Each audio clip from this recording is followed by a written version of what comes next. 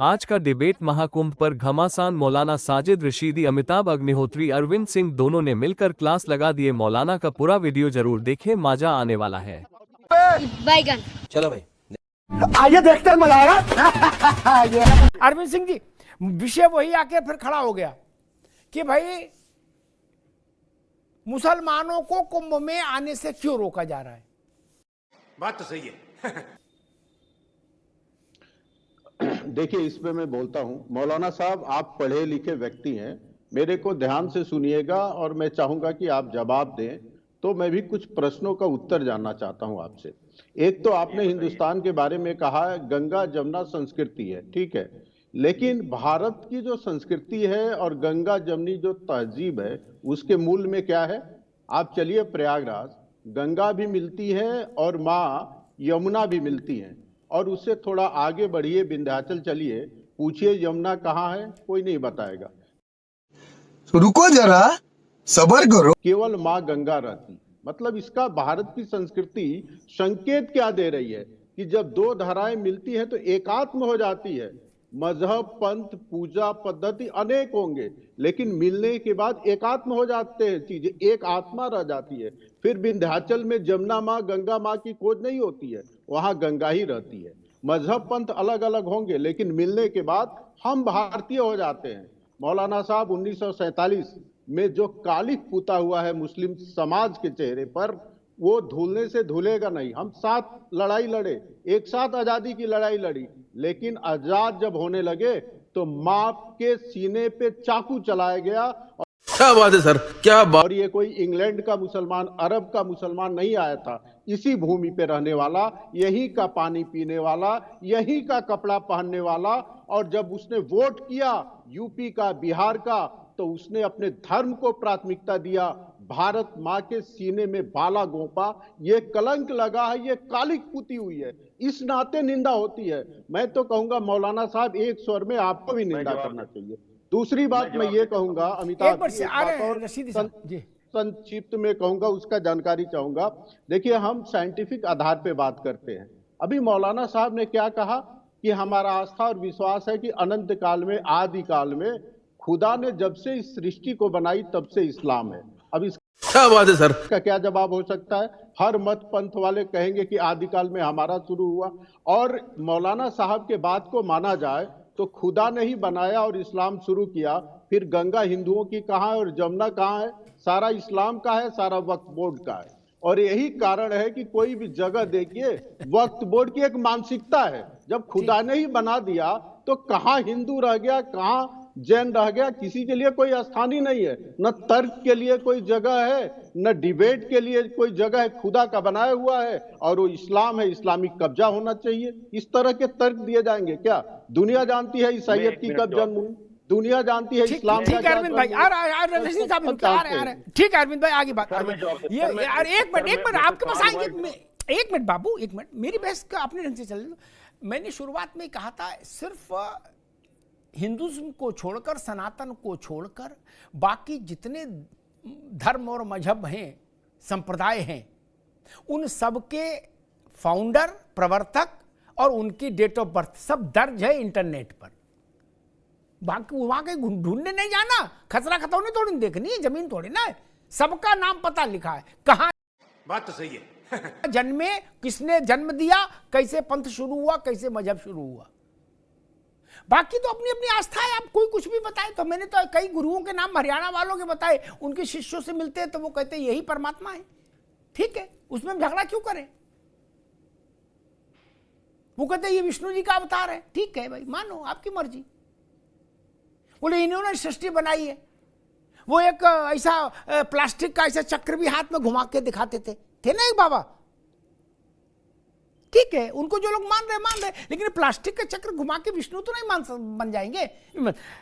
अरे शुभम गिरी जी, बात आ रही है कि मुसलमानों के प्रवेश पर अखाड़ा परिषद ने आपत्ति क्यों जताई कुंभ में। रशीदी साहब ने भी सवाल उठाया और शहाबुद्दीन रजवी ने भी उठाया, ओवैसी ने भी उठाया, लगभग सब मुस्लिम नेता और धर्मगुरुओं ने विषय उठाया।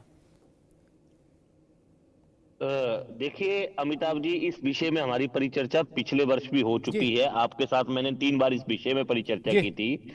देखिए, आपने बिल्कुल सही कहा, मैं आपकी बात से बिल्कुल सहमत हूँ। जितने भी मजदूर लगे हैं, श्रमिक लगे हैं, उसमें से 70% मुस्लिम समाज के हैं।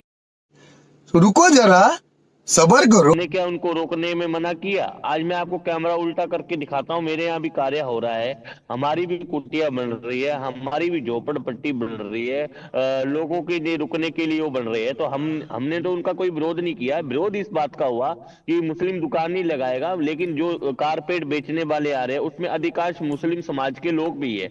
आज सुबह मेरे पास एक कारपेट बेचने वाला आया, गुरुजी कारपेट ले लीजिए। मैंने पूछा कौन सी जाति का? भाई भैया मैं मुस्लिम हूँ और मोहम्मडन हूँ, और मोहम्मडन के साथ साथ मैं इस बिरादरी का हूँ। चलो ठीक है, वो उसकी विषय की बात थी। लेकिन जहां तक उम्मीद है, अखाड़ा परिषद ने जो घटनाएं घटी है थूक लगाकर, अगर तिरुपति वाली घटना घटी थी तो हमने भी इसका घोर विरोध किया था। ऐसी कोई बात नहीं है। ये मौलाना जी बैठे हैं ना, इनको खाली बहस करने आती है और कुछ नहीं आता। ध्यानपूर्वक अगर सबकी बात अगर मौलाना जी आप सुने, वसुधैव कुटुंबकम की बात, एक महंत शुभम गिरी दावे से कहते हैं सेकुलर है, लेकिन जो जगत गुरु शंकराचार्य ने निर्णय दिया, अखिल भारतीय अखाड़ा परिषद ने निर्णय दिया, क्योंकि अखाड़ा परिषद की स्थापना जवाहरलाल नेहरू जी ने की थी, तब से अखाड़ा परिषद ही कुंभ का संचालन करता है। बात तो सही है।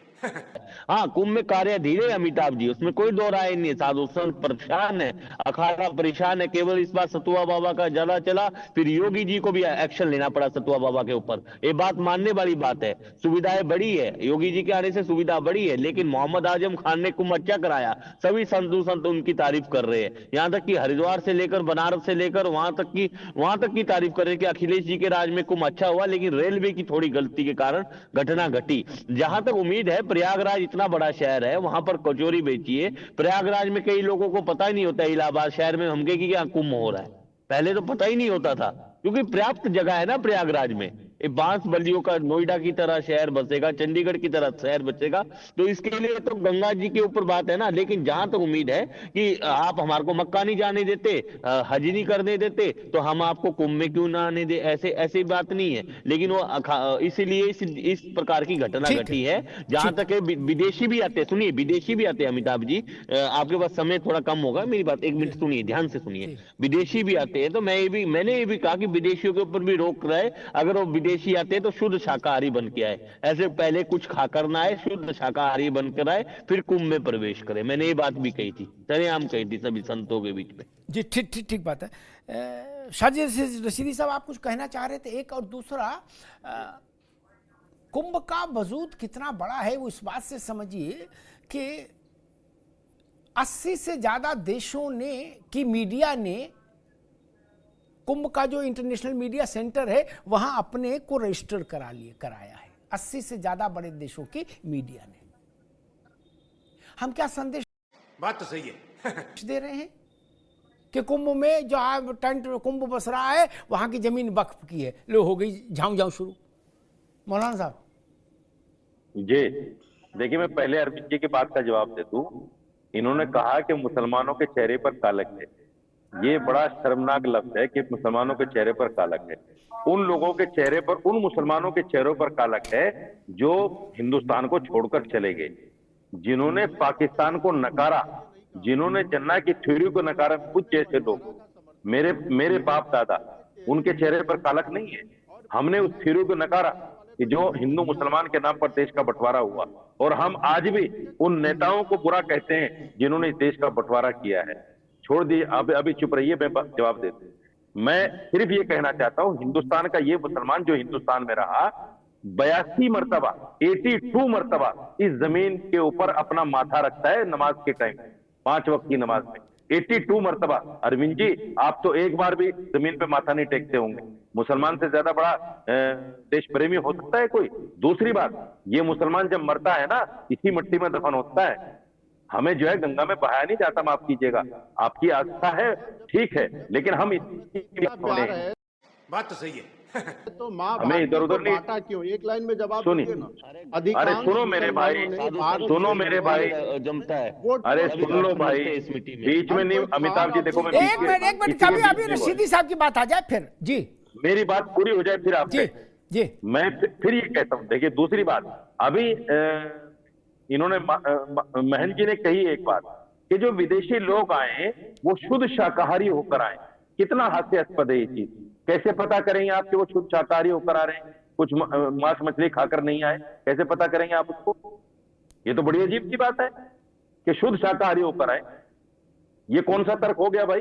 अरे भाई मैं कहता हूं कुंभ के ऊपर राजनीति मत करो। जिसको आना है, आप अपनी संस्कृति क्यों नहीं दिखाना चाहते मुसलमानों से?